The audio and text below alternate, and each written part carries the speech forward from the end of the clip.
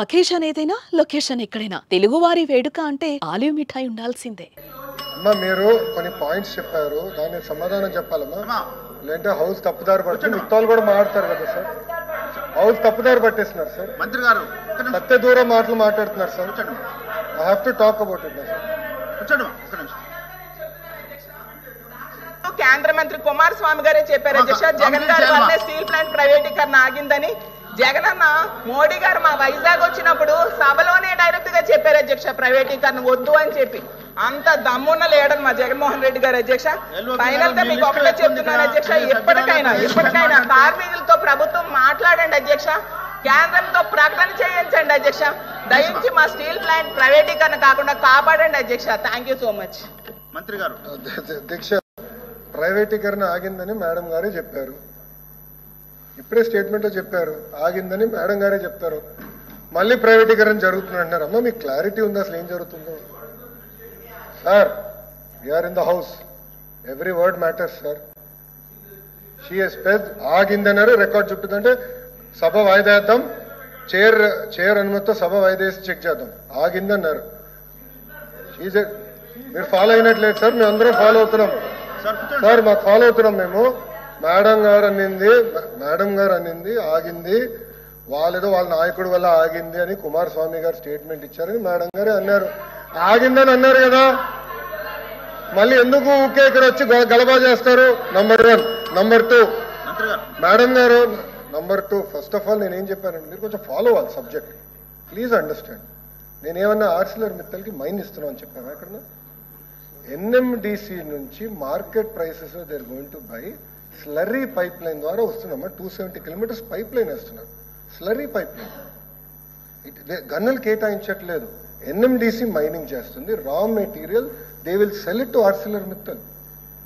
It is a clear transparent transaction. Absolutely sir, we will do it. Sir, 14,000 కోట్ల రూపాయలు ఇచ్చిన వాళ్ళు మీరు ప్రశ్నిస్తారా? 5 సంవత్సరాలు మీరు పీకిందేంటి?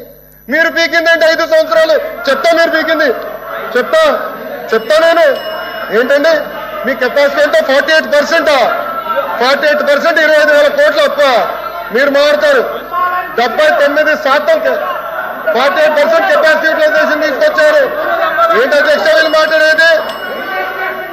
సింగిల్ ఫర్నెస్ కి తీసుకొచ్చేసారు. వీళ్ళు మారుతారా? ఇది ఎంత అన్యాయం అధ్యక్ష? ఇది వీళ్ళు ఎట్లా చేస్తారో అధ్యక్ష? ఇది ఎలా మారుతారు? ఇది అమ్మాలని చూసేది వాళ్ళు. నేను సార్ కళ్యాణి గారిని ప్రశ్న అడగాలనుకుంటున్నా. 9,000 కోట్ల రూపాయలు మేము ఇచ్చామంటున్నారు. 9,000 కోట్ల రూపాయలు మేము ఇచ్చాం కనుకనే థర్డ్ ఫర్నెస్ స్టార్ట్ అయింది. 79% ప్రొడక్షన్ తీసుకొచ్చాం. అది మాకున్న కమిట్మెంట్. మీరు మమ్మల్ని ప్రశ్నిస్తారా? 14,000 కోట్ల రూపాయలు తీసుకొచ్చిన మేము మమ్మల్ని మీరు ప్రశ్నిస్తారా? ప్రైవేటైజ్ జరగదని చెప్తే చెప్తారా? ఓకే, అవుట్ సోర్సింగ్ విషయం మేడం గారు మాట్లాడారు. ఏంటి సార్, ఆల్రెడీ వాళ్ళు కాంట్రాక్ట్ ఉద్యోగస్తులుగా ఉన్నారు. Sir, I'm not yielding. I have right to talk.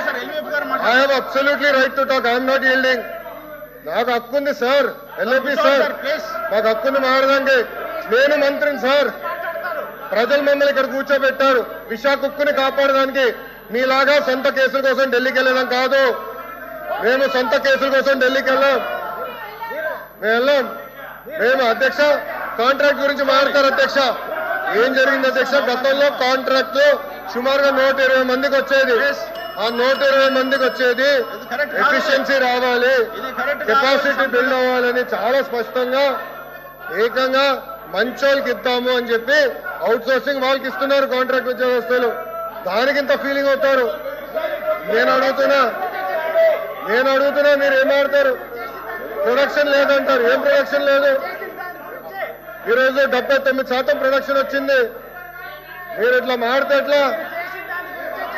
మీరు చేసిన గురించి చెప్తున్నా, ఎందుకంత భయపడతారు మీరు? వాస్తవాలు చెప్తే ఎందుకు భయం సార్? అరే డబ్బులు వచ్చి ప్రైవేటైజేషన్ జరగదంటే మీరు జరగాలని కోరుకుంటున్నట్టున్నారు. ప్రైవేటీకరణ జరగాలని. మేము జరగదని 100 సార్లు చెప్పినాం. మాకు క్లారిటీ ఉంది. అటు భారతీయ జనతా పార్టీ కానివ్వండి, జనసేన పార్టీ కానివ్వండి, టీడీపీకి చాలా క్లారిటీ ఉంది. పాపం వైకాపా క్లారిటీ లేనట్టుంది ఈ సబ్జెక్ట్ లో. బొత్తిగా అవగాహన లేదు. ఎన్ఎండిసి స్లరీ పైప్ లైన్ కి మైన్కి తేడా తెలియదు మీకు. ఇంకేం చెప్పాలి? చెప్పాలండి? మీరు ఇట్లా మాట్లాడితే ఎట్లా మాట్లాడతారు?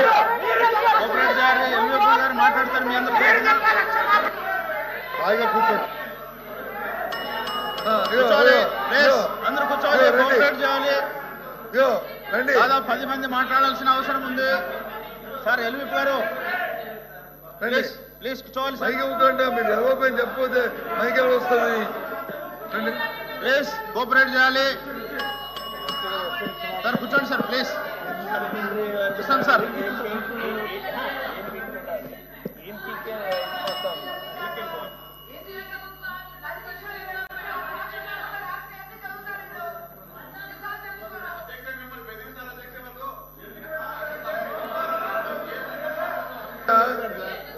అధ్యక్ష ఎల్విప్ గారు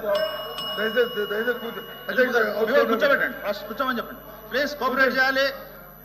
సార్ మీరు కూడా కూర్చోండి సార్ ప్లీజ్. అధ్యక్ష ఎల్విప్ గారు పరిశ్రమలు పెట్టుబడులు స్టీల్ ప్లాంట్ దాని మీద వచ్చి డిస్కషన్ని మీ తమిళలో చేశారు. చేసినట్టే మంత్రి గారు వచ్చి దాన్ని ఇనిషియేట్ చేశారు. వారు మాట్లాడినంతసేపు ఎన్ని సందర్భాలు ఏం మాట్లాడినా ఎక్కడ మేము ఇంటర్వ్యూ అవ్వకుండా అన్ని వింటూనే ఉన్నాం. దయచేసి వినండి. అవైతే మా వాళ్ళు ఉంటారు. అది కాదు. అది వాస్తవమా అవాస్తవమా అనేది మేము మాట్లాడి చెప్తాం. అది వాస్తవాలా అవాస్తవాలా ఏదో మేము చెప్తాం. కానీ మా సభ్యురాలు మాట్లాడినప్పుడు ఆవిడేమి కొత్తగా ఏమి కోట్ చేసి మాట్లాడలే. మీరు చెప్పిన మాటలనే చెప్పారు. మీరు చెప్పారు అవే చెప్పారు తప్ప ఏమి కొత్త మాట ఏమీ మాట్లాడలే. మీరు మాట్లాడి తిరిగి కోట్ చేస్తే గౌరవ మంత్రి గారు వచ్చి అంత ఆవేశం ఏం పిక్కు వాట్ దిస్ ఇదేనండి సభ సాంప్రదాయం. ఇదేనండి ఎవరు చెప్పారు? ఏం పీకారని చెప్పా. 5 సంవత్సరాలు మీరు ఏం తీసుకొచ్చారో అడిగా. ఎందుకట్లా మాట్లాడతారు? మీరు లేరు, బయట ఉన్నారు. ఇప్పుడు వచ్చారు హౌస్లోకి. ఇప్పుడు వచ్చి మీరు మాట్లాడతారు. హౌస్లో లేరు, టీవీలో చూస్తున్నారేమో. ఎట్లా మాట్లాడతారు సార్ మీరు?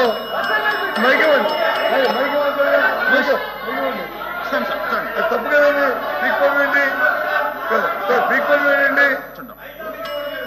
పీక్కొని వేయండి. ఆ వర్డ్ విత్డ్రా చేయమండి. హౌస్ సమాధానం చెప్పండి. మీరు వింటున్నారు కదా. పీక్కొని వేయండి. ఎంత గౌరవంగా ఉండాలి. మేము ఎవరైనా ఒక్క మాట్లాడామా?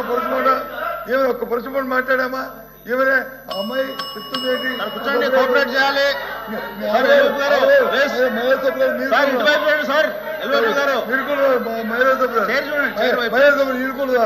కూర్చోండి ప్లీజ్. వినండి చెప్పండి. మీరేంటి ఆవిడ ఆవేదన ఏంటి? కూర్చోబెట్టండి ప్లీజ్.